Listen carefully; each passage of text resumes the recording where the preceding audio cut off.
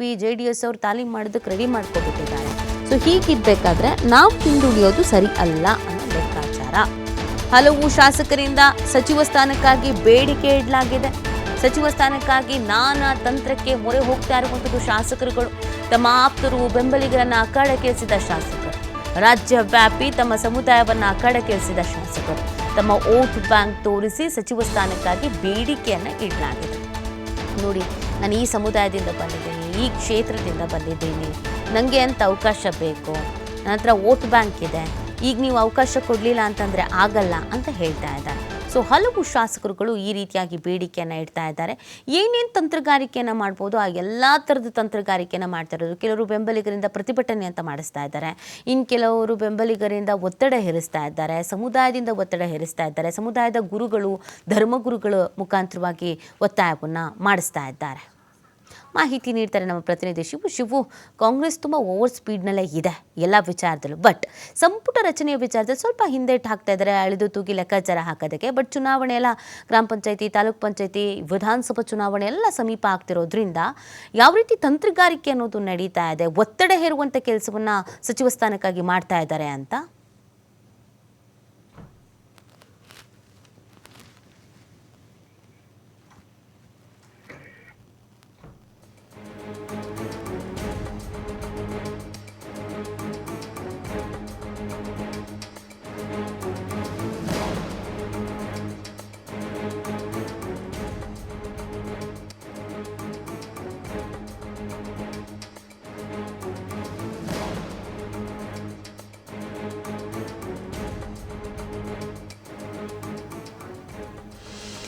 ನೋಡಿ, ತಂತ್ರಗಾರಿಕೆಯನ್ನು ಮಾಡಲಾಗ್ತಾ ಇದೆ ಅವಕಾಶವನ್ನು ಪಡ್ಕೊಳ್ಳೋದಕ್ಕೆ.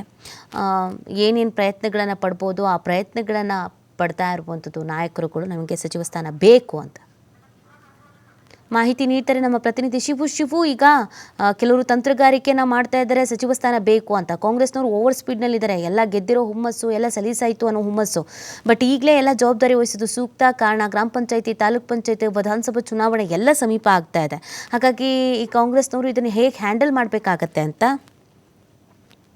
ನಿನ್ನೆ ಅಷ್ಟೇ ವಿಧಾನ ಪರಿಷತ್ತು ಚುನಾವಣೆ ಮುಗಿದಿದೆ. ಎಲ್ಲ 5 ಸ್ಥಾನಗಳನ್ನು ಕೂಡ ಕಾಂಗ್ರೆಸ್ ಗೆದ್ದಿದೆ. ಯಾಕೆಂದ್ರೆ ವಿಧಾನ ಪರಿಷತ್ ಚುನಾವಣೆಯಲ್ಲಿ ನಾವು ಮೊದಲು ಗೆಲ್ಬೇಕು, ಅಲ್ಲಿ ಅಂತೇಳಿ ಆ ಕಡೆ ಹೆಚ್ಚಿನ ಗಮನವನ್ನ ಕೊಟ್ಟಿದ್ರು.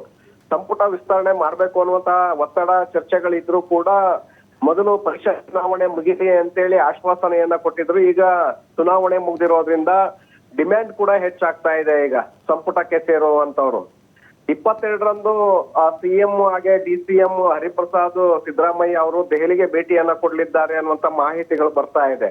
ಸೊ ಆ ಹಿನ್ನೆಲೆಯಲ್ಲಿ ಮತ್ತಷ್ಟು ಡಿಮ್ಯಾಂಡ್ ಅನ್ನ ಕ್ರಿಯೇಟ್ ಮಾಡುವಂತ ಪ್ರಯತ್ನವನ್ನ ಮಾಜಿ ಸಚಿವರು, ಹಿರಿಯ ಶಾಸಕರು, ಹೊಸದಾಗಿ ಆಯ್ಕೆಯಾದಂತವ್ರು ಎಲ್ರು ಕೂಡ ಶುರು ಮಾಡಿದ್ದಾರೆ. ಈಗ ನಮ್ಗೆ ಸಚಿವ ಸ್ಥಾನವನ್ನ ಕೊಡಿ, ಸಂಪುಟದೊಳಗಡೆ ಅವಕಾಶವನ್ನ ಮಾಡ್ಕೊಡಿ, ಕೆಲಸ ಮಾಡೋದಕ್ಕೆ ಅವಕಾಶ ಮಾಡ್ಕೊಡಿ ಅಂತೇಳಿ ಈಗಾಗ್ಲೇ ನಾಯಕರ ಮನೆ ಬಾಗಿಲಿಗೆ ಎಡತಾಗ್ತಾ ಇದ್ದಾರೆ. ನಾಯಕರ ಮೇಲೆ ಒತ್ತಡವನ್ನ ಕ್ರಿಯೇಟ್ ಮಾಡ್ತಾ ಇದ್ದಾರೆ. ಹೈಕಮಾಂಡ್ ಮೇಲೂ ಕೂಡ ಕ್ರಿಯೇಟ್ ಮಾಡ್ತಾ ಇದ್ದಾರೆ. ಕೆಲವರು ದೆಹಲಿಯಲ್ಲಿ ತೆರಳಿ ಖರ್ಗೆ, ವೇಣುಗೋಪಾಲ್ ಅವರ ಮೇಲೆ ಪ್ರಭಾವವನ್ನ ಬೀರ್ತಾ ಇದ್ದಾರೆ.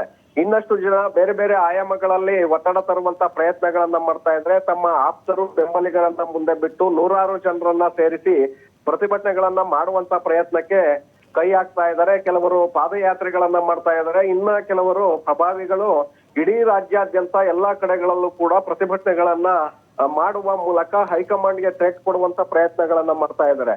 ಅಂದ್ರೆ ಕೇವಲ ಈಗ 2 ವರ್ಷ ಈಗಾಗ್ಲೇ ಹತ್ತಿರ ಬರ್ತಾ ಇದೆ. ಇದ್ದಿದ್ದೇ 2 ವರ್ಷ, ಅದ ಬಾಲೆ 1 ತಿಂಗಳು ಈಗ ಮುಗಿತಾ ಇದೆ. ಇನ್ನ ಉಳಿದಿರುವಂತಹ ಸಮಯ ಕೇವಲ ಕೆಲವೇ ತಿಂಗಳುಗಳು ಮಾತ್ರ. ನೀವು ಇದನ್ನ ವಿಳಂಬ ಮಾಡ್ತಾ ಹೋದ್ರೆ ಮತ್ತಷ್ಟು ಸಮಸ್ಯೆಗಳಾಗತ್ತೆ. ಹಾಗಾಗಿ ಮೊದಲು ನೀವು ಸಂಪುಟ ವಿಸ್ತರಣೆ ಮಾಡ್ಲೇಬೇಕು ಅನ್ನುವಂತ ಡಿಮ್ಯಾಂಡ್ ಅನ್ನ ಶಾಸಕರುಗಳು ಕ್ರಿಯೇಟ್ ಮಾಡ್ತಾ ಇದ್ದಾರೆ. ಆ ಕಾರಣಕ್ಕೆ ಈಗ ರಾಜ್ಯ ನಾಯಕರ ಮೇಲೆ ಹೆಚ್ಚಿನ ಒತ್ತಡ ಈಗ ಏರ್ಲಾಗ್ತಾ ಇದೆ.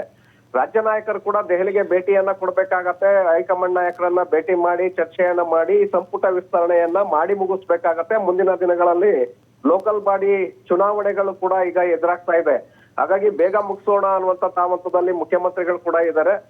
ಆದ್ರೆ ರಾಹುಲ್ ಗಾಂಧಿ ಅವರು ಮತ್ತೆ ವಿದೇಶಿ ಪ್ರವಾಸಕ್ಕೆ ಹೊರಟಿದ್ದಾರೆ ಅನ್ನುವಂತ ಮಾಹಿತಿಗಳು ಬರ್ತಾ ಇದೆ. ಸೊ ಒಂದು ವೇಳೆ ರಾಹುಲ್ ಗಾಂಧಿ ವಿದೇಶಿ ಪ್ರವಾಸ ಕೈಗೊಂಡಿದ್ದೆ ಆದ್ರೆ ಈ ಸಂಪುಟ ವಿಸ್ತರಣೆ ಮತ್ತೆ ಮುಂದಕ್ಕೆ ಹೋಗುವಂತ ಸಾಧ್ಯತೆಗಳು ಕೂಡ ಇದೆ. ಆ ನಿಟ್ಟಿನಲ್ಲಿ ಅವರು ವಿದೇಶಕ್ಕೆ ಹೋಗುವ ಮುನ್ನ ಈ ಸಂಪುಟ ವಿಸ್ತರಣೆಯನ್ನ ಮಾಡಿ ಮುಗಿಸಿ ಅಂತೇಳಿ ಶಾಸಕರು ಕೂಡ ಡಿಮ್ಯಾಂಡ್ ಮಾಡ್ತಾ ಇದ್ದಾರೆ. ನೋಡ್ಬೇಕಾಗತ್ತೆ ಈಗ ತರಾತುರಿಯಲ್ಲಿ ಎಷ್ಟು ಬೇಗ ಸಂಪುಟ ವಿಸ್ತರಣೆ ಆಗತ್ತೆ ಅಥವಾ ಮತ್ತಷ್ಟು ದಿನ ಎಳೆಯುವಂತ ಪ್ರಯತ್ನ ಏನಾದ್ರು ಮಾಡ್ತಾರ, ಇದು ಯಾವ ರೀತಿಯಾದಂತಹ ಪರಿಣಾಮಗಳನ್ನ ಬೀರುತ್ತೆ ಅಂತೇಳಿ ಮುಂದೆ ನೋಡ್ಬೇಕಾಗತ್ತೆ ನೀತಿ. ಓಕೆ, ಥ್ಯಾಂಕ್ ಯು ಶಿವ ತಮ್ಮೆಲ್ಲ ಡೀಟೇಲ್ಸ್ಗಾಗಿ.